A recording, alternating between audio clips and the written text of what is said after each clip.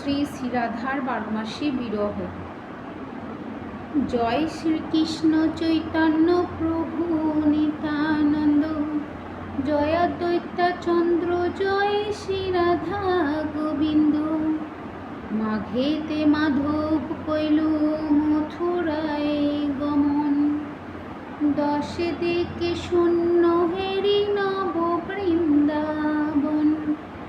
ফাল্গুনে রঙের খেলা চিত্তে ওঠে রোল, গোকুলহীন বৃন্দাবনে কে খেলিবে দোল।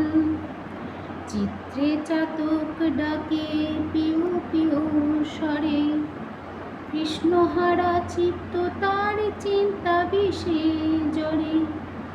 বৈশাখে রবির তেজ বিষম প্রবল, কার অঙ্গ স্পর্শ করি হইব শীতল। জ্যৈষ্ঠীতে যমুনা গিয়ে করে জল কেলি, শ্যাম অঙ্গে দিতে জল ভরিয়া অঞ্জলি।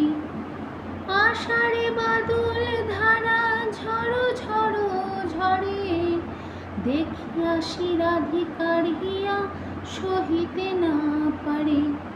শ্রাবণে পূর্ণিমা তিথি ঝুলন দেখিতে, আসিবে গোকুলে কৃষ্ণ সাথ ছিল চিতে। ভ্রাতের ভরা নদী অকুল পাথার, কেমনে আসিবে প্রিয় না জানে সাঁতার। আশ্বিনে অম্বিকা পূজা করে জগৎ জনে, বৃন্দাবন নিরানন্দ মাধব বিহনে।